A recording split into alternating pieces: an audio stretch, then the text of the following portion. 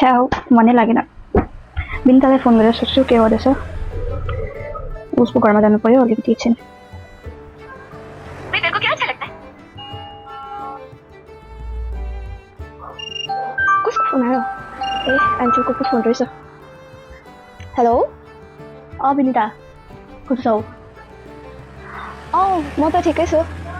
हो म तिम्रो घरमा आउँदैछु ल। ल ल ल भइहाल्छ। ल आऊ न त। ल ठिकै छ।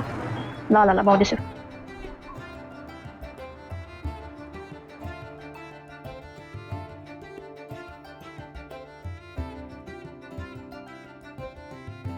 बिनी केटाको त एक्जाम छ भन्दै थियो के गर्दै होला खै। को आएछ? कोही छ? हेलो जेन्सी कस्तो हुनुहुन्छ? ठिकै छु। तिमी कस्तो छौ? म ठिकै छु। ओ विनिता कस्तो छौ? अरे एन्जल आऊ न। कस्तो छौ? ठिकै छु। अन्त कस्तो छौ? पनि त ठिकै छु। अनि बस तिमीलाई भेट्नु हाम्रो। पानी पिउँछौ? ल्याइदिनुहोस् न। Thank you.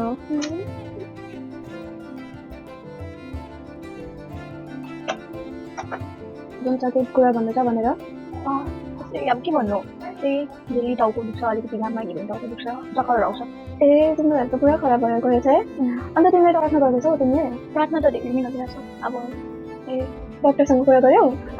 गरेको त थिएँ अस्ति गएको थिएँ डक्टरको पासमा। अन्त डक्टरले भनेको थियो कि त्यही केही खानाहरू बार्नु भनेर अब के गर्नु त्यस्तो टाउको लागि बार्नै सक्नु। तर पनि मलाई चाहिँ बुझाउ न अगर लाइफमा खराब हुन्छ भनेको तिमीले नखाँदा नै राम्रो हुन्छ।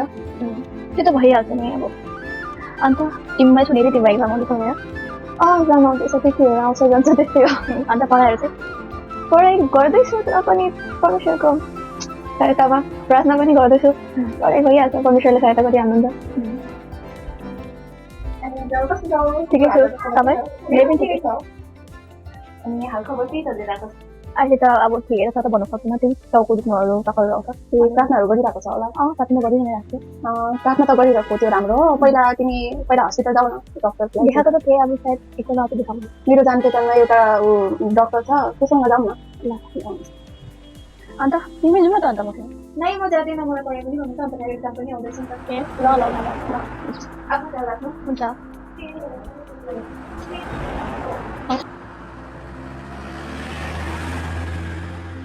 पढि त हाल्छु।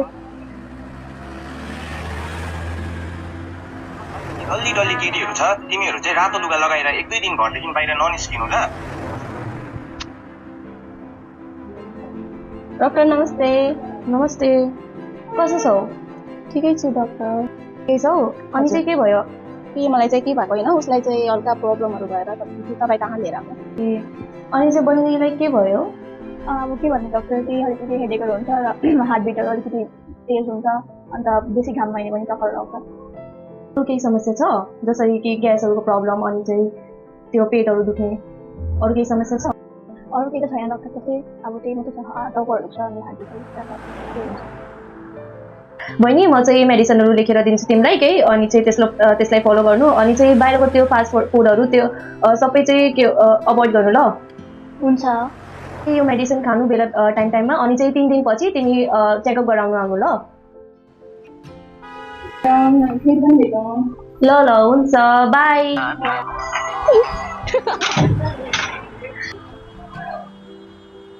अहिलेसम्म ढोका पनि बन्द गरेको छैन। म कोही बेला गएको के हो घरको ढोका सोका पनि बन्द गर्नु छैन मोबाइल मात्र हेरिरहनु। एक्जाम आएको छैन तेरो? पढ्छु नि त अब। कहिले पढ्छु मोबाइल मात्र हेरिबसेको छ? पढ्दैछु त 5 मिनटमा पढ्दै थिएँ तपाईँ आउनु भयो त अन्त के गर्नु। एक्जाम आइरहेको छ थाहा छैन मोबाइल मात्र हेरिरहेको छ? अघि न म जाने बेला पनि मोबाइल हेरिरहेको थियो। अघि न तपाईँ जाने बित्तिकै मैले कपी खोलेँ अन्त अहिले तपाईँ आउने भन्दा 2 मिनट अगाडि त खोलेको। अहिले पनि त पढिरहेको छु। अहिले त पढिरहेको छु भन् कि अलि पछि एक्जाममा फेल हुने बेला थाहा पाउँछ पढिरहेको छु भन्दाखेरि। त जेसुकै गर पढ नपढ म त गएँ आफ्नो काम गर्न। पास भइ त हाल्छु। प्रार्थना गरिरहेको छु। दिदीलाई के थाहा? को फोन आएछ?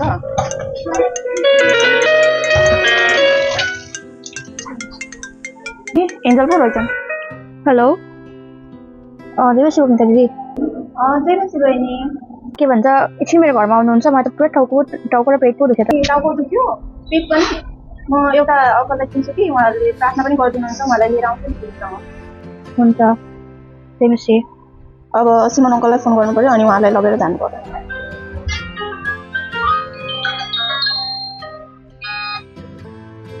हेलो ए तेमिसी सिमन अङ्कल हजुर जेमेसी के गर्दै हुनुहुन्छ? म त यहाँ अहिले नानीहरूलाई चाहिँ बाइबल स्टडी गराउँदै थिएँ भन न के भयो एउटा बहिनी थियो कि उसलाई उसँग जानु थियो प्रार्थनाको लागि हुनुहुन्छ। म आउँछु नि तपाईँको घर अनि हस् हुन्छ म एकछिनमा आउँछु हुन्छ। ए आज त तेरो डिटेल होइन? ए अँ ल आज कति तारिक हो र? आज 18 तारिक हो त। ल मैले त कस्तो बिर्सेको, म हेरिहाल्छु ल। कसरी याद हुन्छ? दिनभरि त त्यही मोबाइलमा मात्रै ध्यान हुन्छ, डिटेल चाहिँ कहिले हो त्यो पनि थाहा छैन अझसम्म। हेर्दै त छु, दिमागबाट निस्क्यो त अन्त मैले के गर्नु? छिटो हेरिहाल, म धेरै मुख नचला। हस् ला के भएछ अब मैले के भन्नु दिदीलाई? म त फेल पो भएछु। मैले यति ज्यादा प्रार्थना गरेको थिएँ र पनि म फेल भएँ। होइन के भयो? के सोचमा परिरहेको छ? के भयो रिजल्ट? के भयो भन्न? दे म आफै हेर्छु। ला त त फेल पो भएको? त्यही त दिदी, म कसरी फेल भएँ? मैले त यति ज्यादा प्रार्थना गरेको थिएँ र पनि म फेल भएँ। यो हुनै सक्दैन। दिनभरि मोबाइल हेरिबस् अनि बुकै नहेरी एक दिन पनि अनि फेल त भइहाल्छस्। कसरी पास हुन्छ? ला दिदी अब मैले के भन्नु पापा र मम्मीलाई? मैले के गर्नु अब? दिनभरि मोबाइल हेरिबस्, किताबमा ध्यानै छैन। सिमन अङ्कलको पो फोन आएछ। हेलो जेमेसी अङ्कल, हजुर जाने हो नि। यहाँ हेर्नु न, मेरो बहिनीको पनि रिजल्ट आएको थियो आज, फेल पो भयो त। ए तपाईँले प्रार्थना गरिदिनुहोस् न। हुन्छ, म उसलाई पनि लिएर आउँछु तपाईँको घरमा। ल ल हुन्छ जेमेसी। हुन्छ। सिमन अङ्कलको फोन आएको थियो, एन्जलसँग पनि जानु छ, हिँड्नु उतै गर्छ। म किन जानु? मैले प्रार्थना गरिरहेको थिएँ र पनि परमेश्वरले मलाई फेल गराइदिनु भयो। त्यसपछि म किन जानु परमेश्वरको सङ्गतिमा र कसैसँग किन प्रार्थना गराइदिन जानु जबकि मैले त्यति ज्यादा प्रार्थना गरिरहेको थिएँ। चुप लागेर हिँड्ने, मैले भनेको त सुन्दैनस्? अलि ठुलोले भनेको त सुन्छस् कि? हस्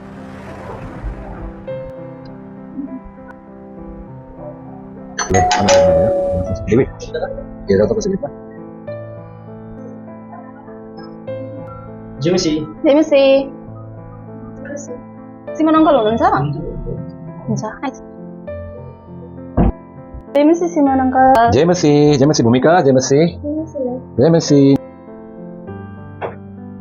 हजुर ऊ चाहिँ अहिले फेल भएर अलि टेन्सनमा छ। फेल भयो अनि कसरी? बहिनी पढाइ गर्नुभएको थिएन र? मैले धेरै प्रार्थना गरेको थिएँ र पनि परमेश्वरले मलाई फेल गराइदिनु भयो। मलाई परमेश्वरमाथि धेरै विश्वास थियो र पनि म फेल भएँ। अच्छा यो कुरा हो, मैले बुझेँ। अच्छा भूमिका, तिम्रो त्यो साथीको लागि तिमीले फोन गरेको थियौ नि, टाउको र पेटमा दुख्दै थियो, के कसो छ अहिले ऊ?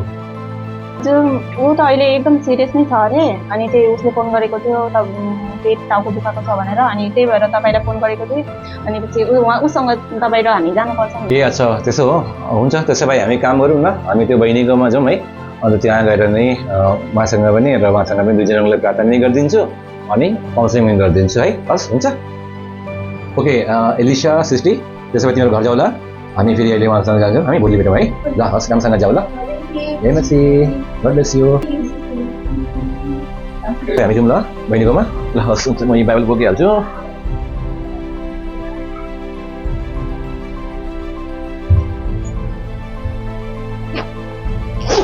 जाउँ।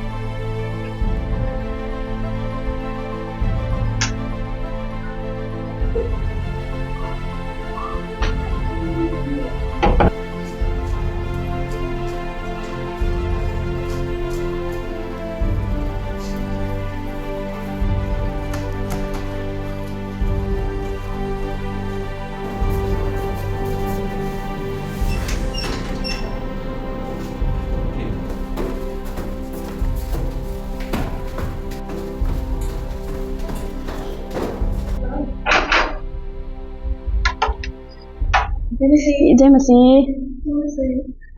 God bless you. एन्जल कहाँ छ? एन्जल भित्र छ। ए उसलाई भेट्न आएको नि। ए आउनु न। हुन्छ त्यही भन्नुहोस् न ल, तपाईँहरू एकछिन। हुन्छ हुन्छ उसै भन्नुहोस् न ल, म पानी लिएर आउँछु तपाईँहरूको लागि।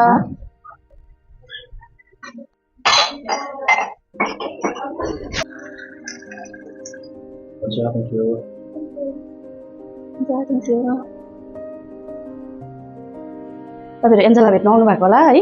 हजुर। एन्जल त 2-3 दिन भइसक्यो बिमार भएको। एन्जल कहाँ छ? एन्जल उतापट्टि छ। उहाँ चाहिँ को हुनुहुन्छ? अनि उहाँ चाहिँ सिमन अङ्कल हुनुहुन्छ कि एन्जलले भन्दै थियो टाउको दुखेको छ यस्तोको लागि अनि प्रार्थना गरिदिनको लागि आउनुभएको। आउनुहोस् न, भित्र छ एन्जल। हुन्छ अङ्कल। हुन्छ आउनुहोस् न बस्नुहोस्। अनि के भएछ उहाँलाई? खै दादा के भन्छ टाउको दुख्यो मात्रै भन्छ, मान्दैन बाहिरको फास्टफुडहरू मात्रै खानु भनेर भन्छ। डक्टरले चाहिँ मना गरेको छ, भन्छ प्रार्थना गर्दैछु मात्रै भन्छ। ए अच्छा एन्जेल हजुर के भएछ? टाउको दुखिरहेछ। उठेर बस्न सक्छौ? हजुर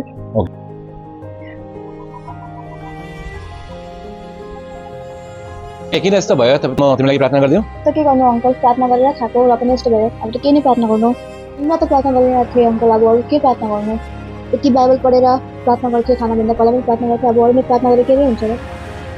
त मैले खास भन्दाखेरि एन्जेल अनि विनिता अनि दुईजनाको लागि मैले सुनिराखेको थिएँ। अनि मैले दुईजनाको लागि के भन्न चाहन्छु म है, विशेष गरेर म दुईजनालाई भन्न चाहन्छु, मैले सुने विनिता पनि फेल भएको छ, एन्जेलको पनि तबियत एकदमै खराब भइराखेको छ।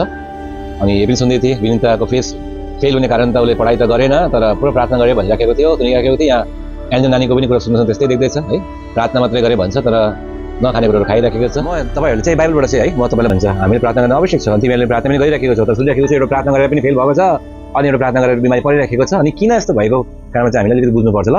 त सबभन्दा पहिला चाहिँ म यहाँ हाम्रो विनिताको लागि चाहिँ अहिले एक्जाम दियो तर फेल भयो, किनभने चाहिँ प्रार्थना धेरै गरेको छ। तर बाइबलले चाहिँ के भन्छ म भन्न चाहन्छु, हितोदेशको यदि हामी पढ्छौँ भने हितोदेशको पुस्तकमा, अनि हितोदेशको 13:4 नानी लेखेको छ कि अल्छेलले लालसा गर्छ र त्यसलाई केही पनि मिल्दैन, तर लगनशीलका इच्छाहरू पर्याप्त रूपले पुरा गरिन्छ।